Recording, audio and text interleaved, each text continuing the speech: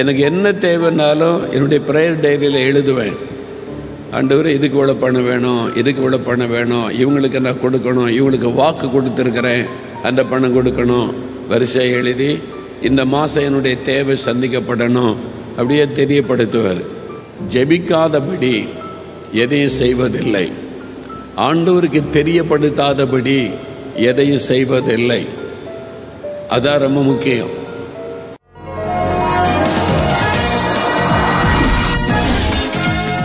ஆண்டவர் சொல்றார், என்னை நோக்கி கூப்பிடு, நான் உனக்கு பதில் தருவேன். தம்மை நோக்கி கூப்பிட்ட பிள்ளைகளை தேவன் ஆசீர்வதிப்பார். ஜனங்களுக்காக பரிதபிக்கிற தேவன், மனதுருக்கமுள்ள ஒரு தேவன் உங்களுக்காக மனதுருகுகிறார்.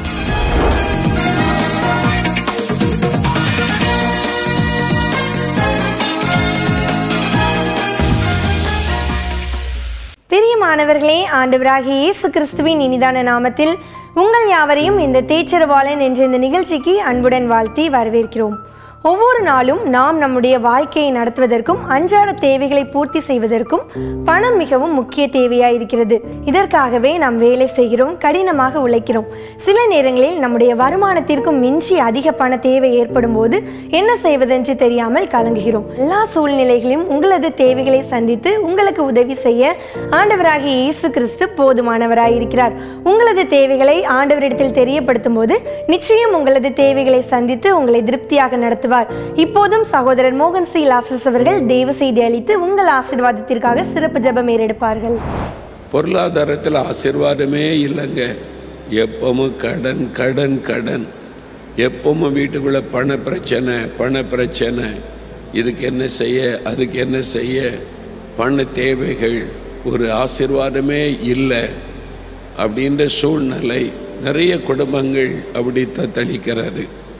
முக்கியமாக கடன் பாரம், கடன் பிரச்சனை நிறைய பேருடைய தூக்கத்தை கெடுத்து விட்டது, சந்தோஷத்தை குலைத்து விட்டது. அதனால் ஒரு அவமானம், கடன் கொடுத்தவங்க அவமானப்படுத்துகிறாங்க, கேவலப்படுத்துகிறாங்க. நிறைய குடும்பங்கள் தற்கொலை பண்ணி மறிக்கிறாங்க. கடன் பிரச்சனையினால் நெருக்கப்படுவதனால சிறு பிள்ளைகளையெல்லாம் விஷம் வைத்து கொன்று கணவனை மனைவி தற்கொலை பண்ணி இந்த கடன் பிரச்சனையோடு வாழ முடியாது அப்படின்னு சொல்லி நிறைய மரணங்கள் கேள்விப்பட்டு கொண்டே இருக்கிறோம். அப்போ கடன் பிரச்சனை என்பது ஒரு பெரிய பிரச்சனை. நிறைய பேருடைய தூக்கத்தை கெடுத்து விடுகிறது, பெரிய பாதிப்பை குடும்பங்களுக்குள்ளே உண்டாக்குகிறது. நான் சொன்ன உங்களுடைய வாழ்க்கையில் இருக்கிற கடன், பேங்கு கடன், மனுஷர்கிட்ட வாங்கின கடன், அப்புறம் கந்து வட்டி கடன், இப்போ மீட்டர் வட்டின்றாங்களாம். மீட்டர் போடுற மாதிரி ஓடிக்கிட்டே இருக்குமா, 1 மணி நேரத்துக்கு ஒருக்கா வட்டி ஏறிக்கிட்டே இருக்குமா. இந்த மாதிரிலாம் அந்த உலகத்தில் நடக்குது. இந்த மக்கள்கிட்ட வட்டி வாங்கி, அநியாய வட்டி வாங்கி, அதனால் பெரிய பணக்காரனாய் வாழ்ந்து கொண்டு இருக்கிற ஆட்களும் நிறைய இருக்கிறாங்க. இது மாதிரி பாதிப்புக்குள்ளாகி மன வருத்தத்தோடு இருக்கிறவங்க நிறைய பேர். நிறைய பேருக்கு கடன் வாங்கிட்டு திருப்பி கொடுக்கணுன்ற எண்ணமே இருக்காது, மேலும் மேலும் கடன் வாங்கிட்டே இருப்பாங்க. நம்ம கடனை திருப்பி கொடுக்கணும், கடன் இல்லாத ஒரு வாழ்க்கை வாழணும் அப்படின்ற சிந்தையே சிலருக்கு இருக்காது. துன்மார்க்கன் கடன் வாங்கியும் திரும்ப செலுத்தாதிருக்கிறான் அப்படின்னு பைபிள் சொல்லுது. கடன் வாங்கிட்டு திரும்ப கொடுக்காதவன் யாரா? துன்மார்க்கன். துன்மார்க்கனை ஆண்டவர் ஆசீர்வதிக்க முடியுமா? அதனால் நிறைய கிறிஸ்தவ குடும்பங்கள் கூட ஆசீர்வாதத்தை இழந்து நிற்கிறாங்க. ஏன்னா வாங்கின கடனை திருப்பி கொடுக்கணும்னு சிந்தை இல்லை. உலக மக்கள் தான் அப்படி யாரையாவது ஏமாற்றலாம், கடனை திருப்பி கொடுக்க வேண்டியதில்லைன்னு சிந்தையோடு இருப்பாங்க. ஆனால் கர்த்தருடைய பிள்ளைகள், இயேசுவை அறிந்தவங்க அப்படி இருக்கக்கூடாது. கடனை திருப்பி செலுத்தணும், இந்த சிந்தை நமக்குள்ளே இருக்கணும். கடன் இல்லாத ஒரு வாழ்க்கை வாழணும் அப்படின்னு ஒரு சிந்தையும் நமக்கு வேணும். அப்போ ஆண்டவர் நமக்கு உதவி செய்ய ஆயத்தமாக இருக்கும்போது, நம் தேவைகளை சந்திக்க ஆயத்தமாக இருக்கும்போது, ஏன் நம்ம கடன் பிரச்சனைக்குள்ளே சிக்கி கொள்ளணும்?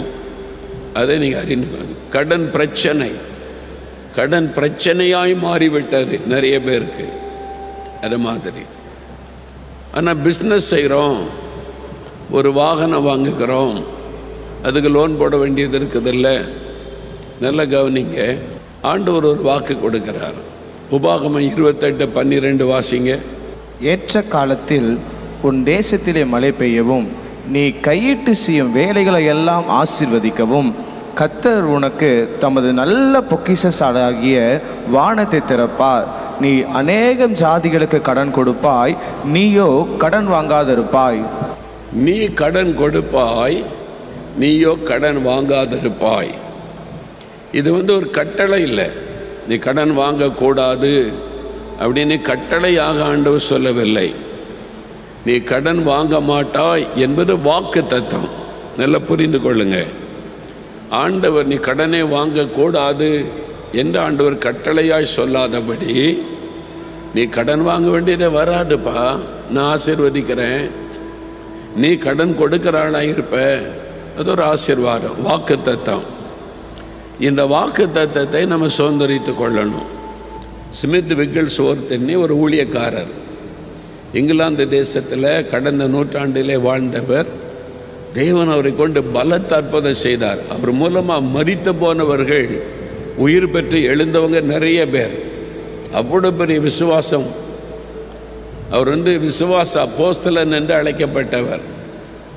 அந்த மாதிரி அவர் கொண்டு ஆண்டவர் அற்புதம் செய்தார். ஒரு நாள் அவருடைய ஃப்ரெண்டு எனக்கு ஒரு வீடு இருக்குது, எனக்கு ஒரு பண தேவை இருக்குது, நீ வாங்கிக்க, நீ வாங்கிக்கிட்டா எனக்கு ஈஸிப்பா அப்படின்னு உடனே வாக்கு கொடுத்துட்டா. சரி நான் வாங்கிக்கிறேன், இவ்வளோ ஆகும், சரி. அப்போ இவர் பார்த்தாரு, வீடு வாங்கிக்கிறேன்னு சொல்லிட்டார், வாக்கு கொடுத்துட்டார். இதுக்கு மொத்தமாக பணம் வேணும். இவர்கிட்ட கொஞ்சம் தான் இருக்குது. பேங்குக்கு போனார். பேங்கில் போய் லோன் எடுக்க போனால் உங்களுக்கு இந்த டாக்குமெண்ட் வேணும், அது வேணும், இது வேணும், அதனால் லோன் கொடுக்க முடியாது சொல்லிட்டாங்க.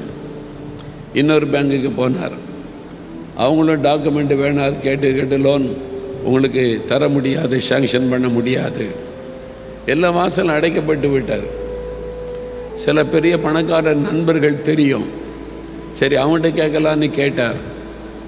நீ கொஞ்சம் முந்தி கேட்டிருக்கூடாதா, இப்போ தான் நான் கொடுத்தேன், இப்போ என்கிட்ட இல்லையே, என்ன செய்கிறது? எல்லா வாசலும் அடைக்கப்பட்டு விட்டார். ரொம்ப நெருக்கம். இப்போ அந்த நண்பன் நீ வாங்கிக்கிறேன்னு சொன்னியே, எனக்கு பணம் தேவை இருக்கிற, ரொம்ப தடுமாற்றம். அப்போ ஒரு நாள் ரொம்ப துக்கத்தோடு உட்கார்ந்துருந்தார். அவருடைய மனைவி வந்தாங்க. ஏன் ஒரு மாதிரி இருக்கிறீங்க, என்ன பிரச்சனை?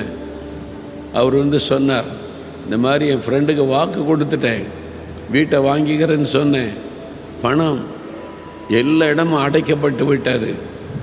நான் இங்கே போய் கேட்டேன், அங்கே போய் கேட்டேன், இங்கே லோன் கேட்டேன், எதுவுமே கிடைக்கல.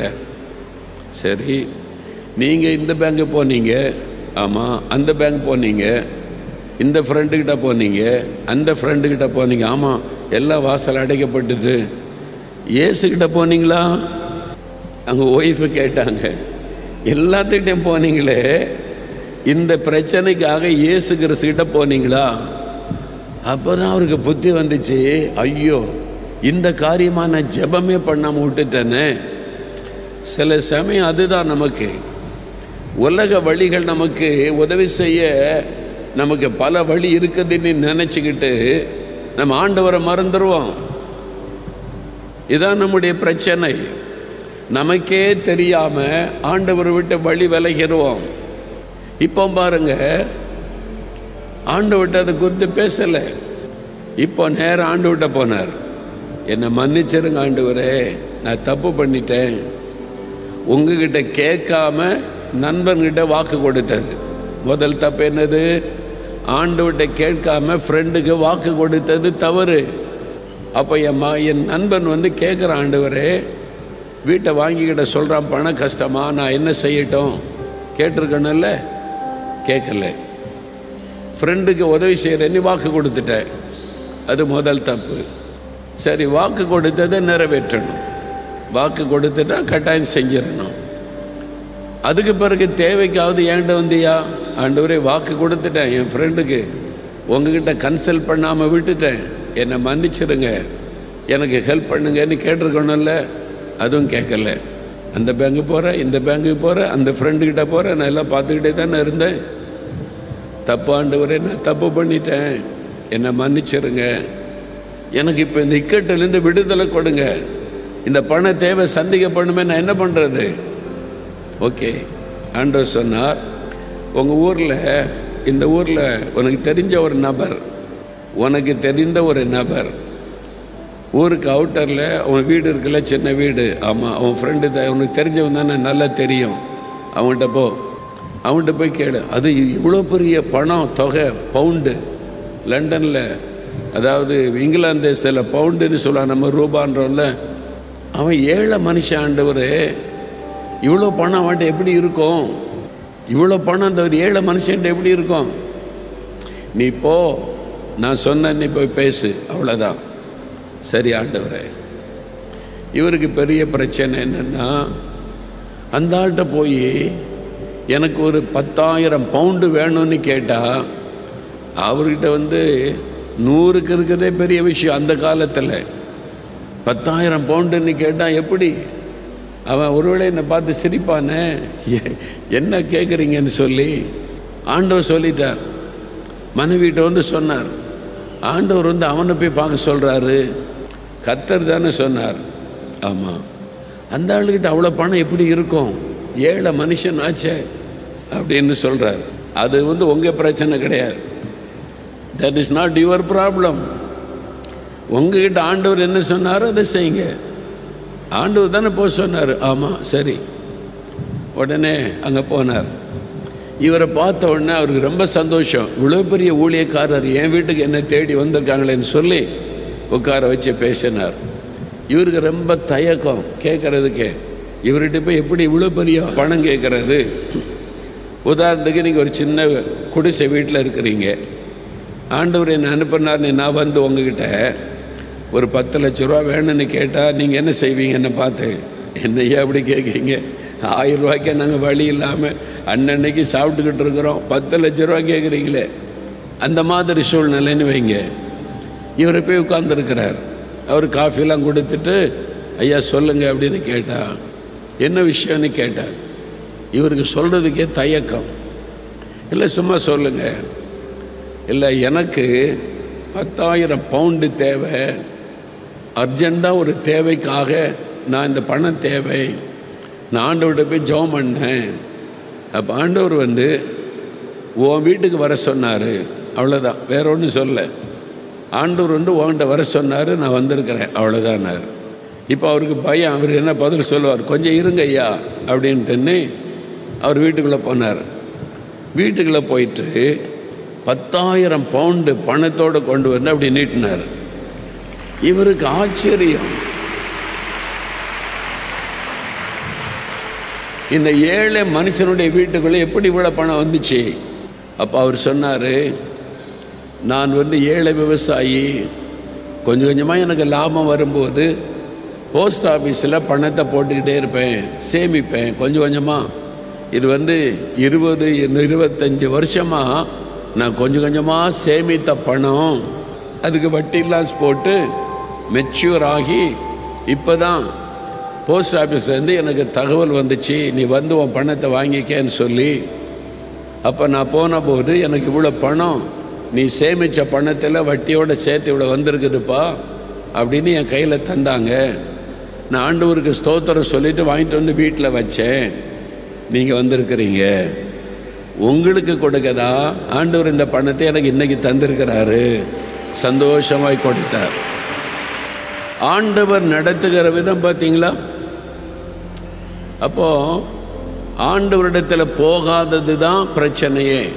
அதனால்தான் நான் ஆரம்பத்தில் கொஞ்சம் மிஸ்டேக்லாம் பண்ணியிருக்கிறேன் ஊழியத்தின் ஆரம்பத்தில், பண காரியத்தில். அப்புறம் ஆண்டவர் கொஞ்சமாக கற்றுக் கொடுத்த பிறகு எனக்கு என்ன தேவைன்னாலும் என்னுடைய ப்ரேயர் டைரியில் எழுதுவேன். ஆண்டவர் இதுக்கு இவ்வளோ பணம் வேணும், இதுக்கு இவ்வளோ பணம் வேணும், இவங்களுக்கு நான் கொடுக்கணும், இவங்களுக்கு வாக்கு கொடுத்துருக்கிறேன், அந்த பணம் கொடுக்கணும், வரிசை எழுதி இந்த மாதம் என்னுடைய தேவை சந்திக்கப்படணும் அப்படியே தெரியப்படுத்துவார். ஜெபிக்காதபடி எதையும் செய்வதில்லை, ஆண்டவருக்கு தெரியப்படுத்தாதபடி எதையும் செய்வதில்லை. அதான் ரொம்ப முக்கியம். இப்படி வாழ்ந்தீங்கன்னா பண கஷ்டம், கடன் பிரச்சனையே இருக்காது. கடன் வாங்கினவன் கடன் கொடுத்தவனுக்கு அடிமையாக இருக்கிறான். கடன் பிரச்சனை இருக்கே, அது ஒரு அடிமைத்தனத்தை கொண்டு வருகிறது. நீங்கள் ஒரு ஆள்கிட்ட கடன் வாங்கிட்டேன்னு வைங்க, அவனை பார்த்தாலே ஒரு பயந்தானே. அவன் வந்து மிரட்டுவான், அவன் வந்து பயமுறுத்துவான், அவமானப்படுத்துவான். நீங்கள் எதிர்த்தெல்லாம் பேச முடியாது. கடன் என்கிற அடிமைத்தனம் நிறைய பேருடைய வாழ்க்கையில் இந்த பாதிப்பு இருக்குது. உங்களுக்கு ஒரு விடுதலை தேவை. இயேசு ஆசீர்வதிக்கிறவர், அவர் ஐஸ்வர்யத்தை தருகிறவர், நம் தேவைகளை சந்திக்கிறவர், இந்த கடன் பிரச்சனை விடுதலை தருகிறவர். கடன் பிரச்சனையில் சிக்கிற மக்களுக்கு ஆண்டவர் விடுதலை கொடுத்த சம்பவங்கள் வேதத்தில் எழுதப்பட்டு இருக்கிறாரு. இன்னைக்கு உங்களுக்கு என்ன கடன் பிரச்சனை?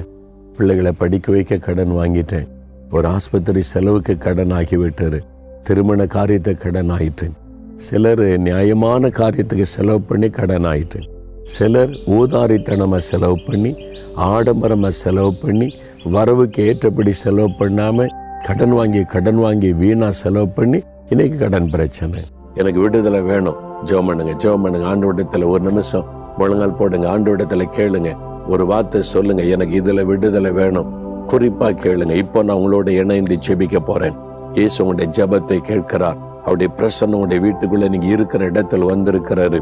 தகப்பனே, அருமையான உங்களுடைய பிள்ளைகளுடைய விடுதலைக்காக ஜெபிக்கிறேன். மெய்யாகவே விடுதலை ஆவீர்கள் என்று வாக்கு கொடுத்தீரேன். இதோ இந்த பிள்ளைகளுடைய விடுதலைக்காக ஜெபிக்கிறேன். கடன் பிரச்சனை, ஆண்டவரே விடுதலை வேணுமே, இத்தனை வருஷமா தொடர்ந்து வருகிறதே, இந்த மாதமாவது எங்களுக்கு ஒரு விடுதலை தாங்க. இந்த கலங்கி நிற்கிற பிள்ளைகளை பாரும், உதவி செய்யுங்க, அற்புதம் செய்யுங்க, உங்களுடைய ஐஸ்வர்யத்தினால் ஆசீர்வதிங்க. அந்த கடன் பிரச்சனை விடுதலை இயேசுவின் நாமத்தில் உண்டாகட்டும். இந்த முதல் ஒரு ஆசீர்வாதம் வரட்டும்.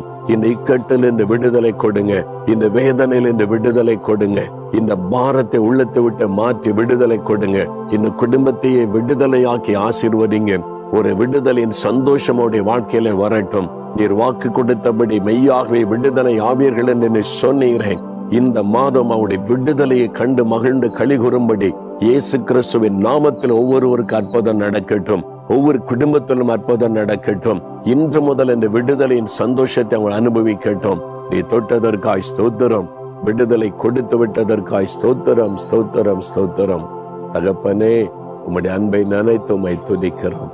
நீர் எவ்வளவாய் உம்முடைய பிள்ளைகளை நேசித்து தொட்டு கொடுத்த விடுதலைக்காய் ஸ்தோத்திரம், ஸ்தோத்திரம் என்று உம்மை துதிக்கிறேன். இந்த முதல் நல்ல ஒரு சந்தோஷத்தையும் மன மகிழ்ச்சியும் அவர்கள் உணரும்படிக்கை செய்யும். ஒரு விடுதலின் சந்தோஷம் எப்போது அவருடைய வாழ்க்கையில நிலைத்திருக்கட்டும். இயேசு கிறிஸ்துவின் நாமத்தில் ஜெபிக்கிறேன் பிதாவே. ஆமேன், ஆமேன். பிரியமானவர்களே, இந்த நிகழ்ச்சி உங்களுக்கு பிரயோஜனமாக இருந்திருக்கும் என்று கர்த்தருக்குள்ளாக விசுவாசிக்கிறோம். இந்த நிகழ்ச்சியின் மூலம் நீங்கள் பெற்றுக்கொண்டுள்ள நன்மைகளை எங்களுக்கும் தெரியப்படுத்த மறவாதிருங்கள். மீண்டும் அடுத்த தேச்சரவாளன் நிகழ்ச்சியில் உங்களை சந்திக்கிறோம். அதுவரைக்கும் தெய்வ சமாதானம் உங்களோடு இருப்பதாக. ஆமேன். For further details and prayer support, contact Jesus Redeems Ministries, Nalumavudi, Thoothukudi District, 628-211. Our phone number 04639 353535. info@jesusredeems.org. Our website www.jesusredeems.com. God bless you.